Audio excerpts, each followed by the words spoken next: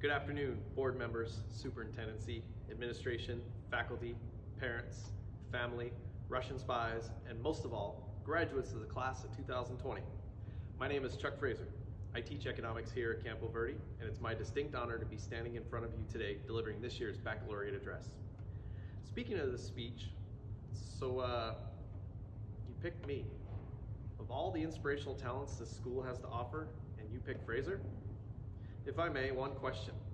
What were you thinking? Being that this is all virtual, I guess I'll never get a proper answer. I contend it's my singing chops. Originally, I was going to sing during this part of speech. My wife quickly shut that down. When I told her I was going to sing in my speech, she looked at me and said, "Bet me." "What do you mean?" She said, "You know this show, The Masked Singer." "Yes, of course," I said. "We watch it as a family. It's a real highlight of our week." She said, "Forget The Masked Singer. Your voice would be too annoying for the muted singer." Kids, wait till you find that love of your life. It's amazing. It's magical. Okay, back to school. Speaking of which, where you guys been? To be serious, I have no desire to even utter the name of the awful pandemic that stole much of your senior year. But let's try to spin it a bit. In some ways, graduating this year is kind of unique, maybe providing a benefit here or there. You guys have to admit you've been milking this a bit. I mean, I've heard of a senior ditch day, but this has gotten ridiculous. Or, better yet, your class could be remembered as so unique that it's like you're in a secret society. Nah, who wants to be part of a secret society anyway? Talk about being different. History will look back at your senior year as the year that America jumped the shark. I mean, school is too dangerous, but you can wait in a line 72 deep for Dutch. Even the one student who's actually been completing my assignments the last 7 weeks would have trouble figuring out this riddle. Speaking of those not completing assignments, I asked a couple of my students recently why many people aren't doing the work. Without a pause, the first responded, "Students are playing it safe, Fraser, socially distancing from all assignments." Not to be outdone, another student responded, at least in a manner that's semi-related to something we did in class. She said, "I found the assignment lacking an interesting foundation, and I just wasn't drawn in as a reader. For that reason, I'm out." In today's address, I hope to inspire you a bit and maybe even challenge you at points. My intention is never to offend, but if I do, don't hold back. Feel free to call the district tomorrow and let them know that you were thoroughly offended by Max Ragsdale's speech. Okay, time to take this seriously. If I were to ask every one of you for words that motivate you or define you, I'm sure you would reference the words of a hero. Maybe for some, that person wears a cape. For others, maybe that person has written words or lyrics that are a personal anthem. For others still, maybe this hero bursts from the annals of history with a story of triumph over a tyrannical individual or state, forever changing the path of all to come. When the news broke that I would have a forum to deliver an impactful message, like you, I immediately thought of my hero. Let me tell you a bit about the legend of my life. My hero is West Philadelphia, born and raised. No, not that one. This West Philadelphian was a first-generation American raised by a small immigrant mother who spoke with a big, funny accent. This girl grew up to be 50% shareholder in the business of raising 8 remarkable kids. Well, at least 7. Jury's still out on the youngest. This woman, my hero, it's my mom. I could go on and on about her dedication to her career, her devotion to God and family, or her remarkable toughness. Toughness, you ask? I think she earned that witnessing her single mother scrub floors for a living, making less than ends meet. In fact, my mom has shared with me that many a cold winter night with little to no heat, dinner consisted of gravy on a piece of bread. Simply put, you could slap a cape on her and my mom would be a bona fide hero. As tough as they come. But like a twisted comic book ending, heroes don't live forever. At least in the flesh. In November, I lost my hero to the sick villain named cancer. Many of you know I share a lot about my life. I don't have one middle initial, I have 3. T-M-I. But those in my first semester may recall, I never spoke of my mom's passing. A blabbermouth teacher who is at school most every day was just gone a few days. But that changes tonight. You see, you don't hide heroes and what they stand for. Their messages should live forever, like an eternal bat signal. Tonight, I want to shine the signal of just a couple of the lessons from Mama F. The first lesson I want to share is the pride that accompanies a job well done. Ladies and gentlemen, if if you want to accomplish anything worthwhile, you have to work hard. No, I'm not saying some generic, yay team, if we clock in every day, you'll get promoted to vice president. I mean, you have to labor physically, creatively, and emotionally. There will be times you are so frustrated and disgusted that you want to give up. That's when you know you're making progress. You care enough to be frustrated. Then, and I mean right then, is when you do the opposite of quit. That's when you turn it up, because you're about to turn a corner. My mom didn't speak these words, she lived them. I watched my mom do that time in and time out as she defied definitions of necessary sleep or personal time. She sweat and clawed, never quitting until she won. Most of the time, victory to her was making her family better off in some way. Your lessons did not go unnoticed, Mom, because you lived them. The second lesson I learned from my mother involves becoming exactly the person you were meant to be. Because at the end of the day, happiness is king. I know in our heralded class of 2020, we have future engineers, doctors, musicians, artists, and even teachers. Who wants to be one of those? But better yet, we also have some engineers turned artists, or teachers turned doctors. Life is a journey. Don't let the final destination of your career be something you pick young and that you feel must define you forever. Instead, work hard, experience life, and see what interests you. I bet your ultimate passion is not what you think it is today, or what a calligraphy-filled sheepskin will say when you're 22. I bet you haven't met your passion yet. Go find it, but know it's probably not under the first rock you overturn. I'd like to share a quick story with you, if I may.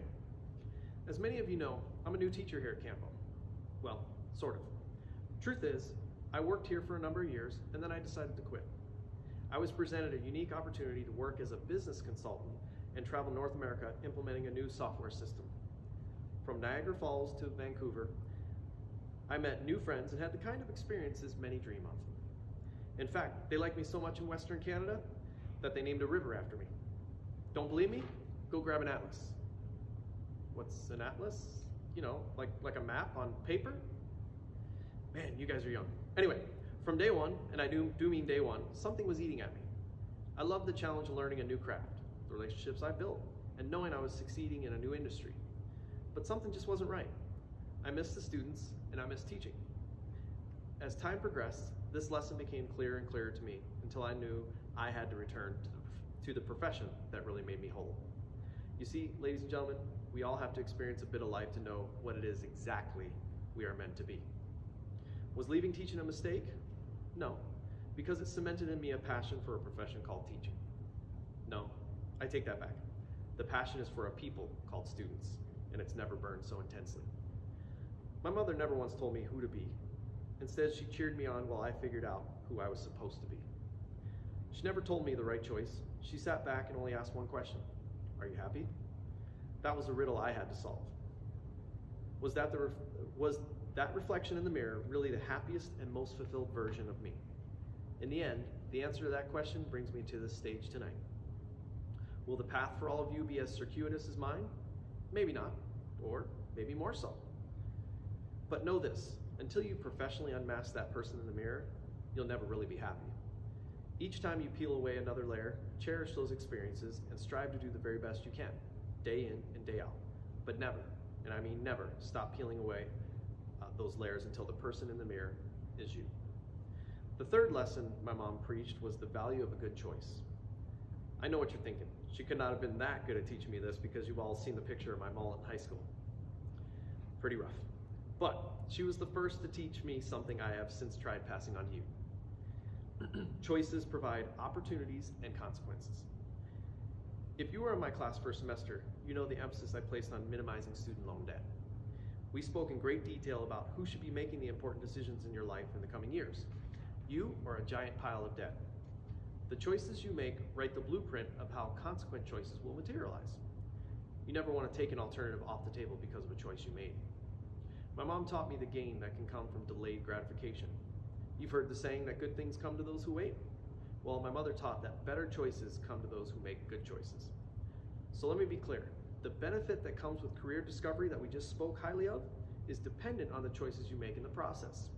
You'll want to run your life financially such that your future choices are diverse and many. Kind of figures an econ teacher would say something like this, huh? I certainly don't want to give you the impression that my mother's words of wisdom about choices were always financially related. The lesson is so much deeper. My mother taught that your character defines who you are. Are you built strong with positive values and morals? Will you do the right thing when no one's looking? Because guess what? That's the real mark of your character. I've got a little thought experiment for you. I want you to picture that you're the brand manager for brand you. Every time you make positive choices, brand you becomes even more valued among family, friends, and professional colleagues, current and potential. It takes years to build a positive brand. Good choice after great choice demonstrates a character with whom people wish to build relationships. Put simply, people, personally and professionally, want to be associated with your brand. However, one bad choice can taint your brand for a lifetime. Ladies and gentlemen, as young adults and for countless years to come, you'll be given platforms to showcase your brand. When you make a positive choice, a virtual brochure is made. When you make poor choices, billboards are made. Whether it's real life or social media, be the brand exec who protects the brand with everything you got. This life you're living is your story. Don't ever give someone else a chance to be your narrator. Folks, I hope my lessons, rather the lessons of my hero, help you as you venture out into this world. I wish for you success. I hope you are winners in the boardroom, but legends in your living room. I wish for you fame, if that's what you want, autographs and fancy cars. But please know, you have already signed my heart and hearts of everyone around you with indelible ink. Keep spreading your signature by being you. Oh, and that fancy car? I hope it's beautiful. But please remember, the rearview mirror is nothing but a trophy. The real performance tool is the wheel in your hands. Use it to find your destinations. And remember, your first off-ramp doesn't have to be your last. Be bold and find your destination. Where is it? Trust me, ladies and gentlemen, you'll know it when you get there. But that's not exactly where I want to leave you. We've had enough seriousness these last 9 weeks. I want to end by having a little fun and challenging myself.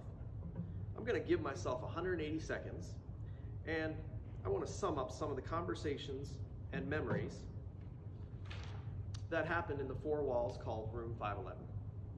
I have cut out last names for time, but trust me, if it's you, you'll know.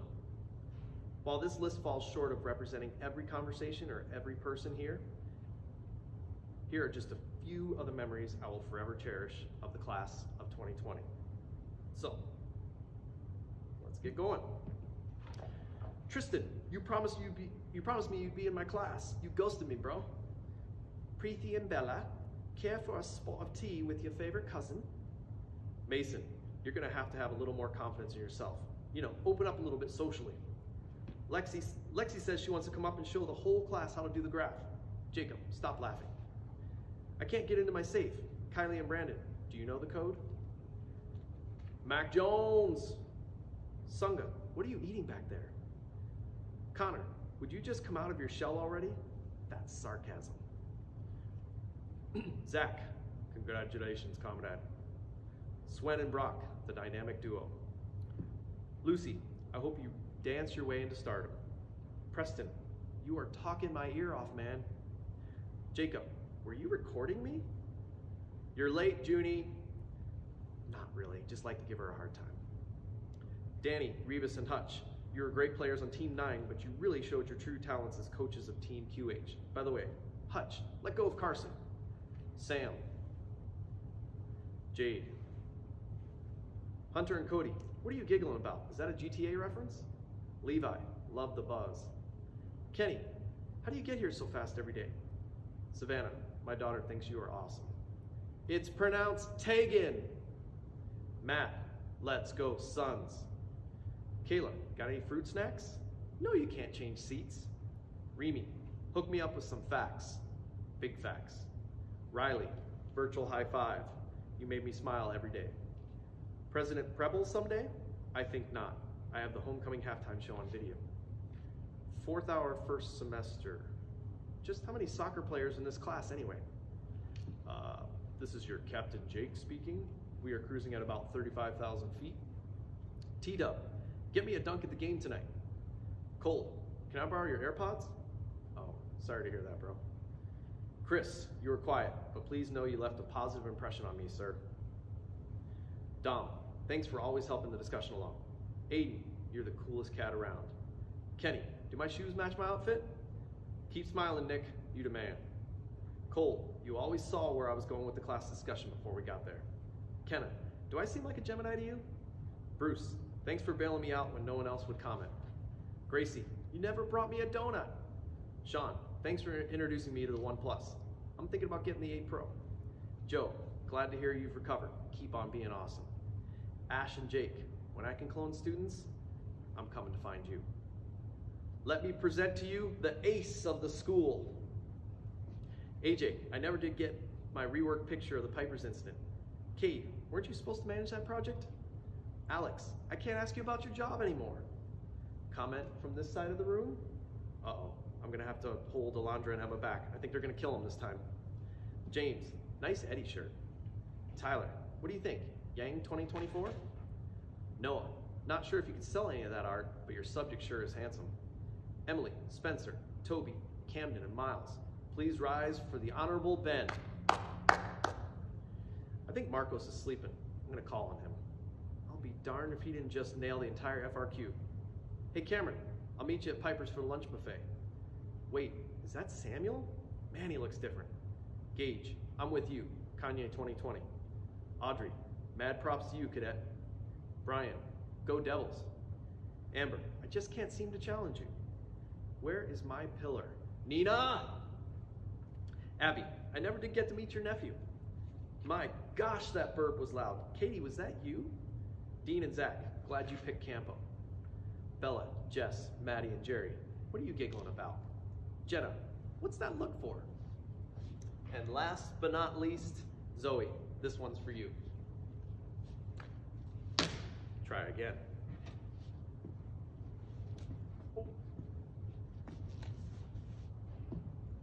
Just like in class, it takes a couple times. Ladies and gentlemen of the class of 2020, I hope I've challenged you to think tonight. Maybe you've had a laugh in these tough times, and just maybe your heart smiled. I hope you go out and live some lessons mom taught. But even more, I hope your life touches others such that you are the heroes of the next generation. Class of 2020, congratulations, and go nail this thing called life.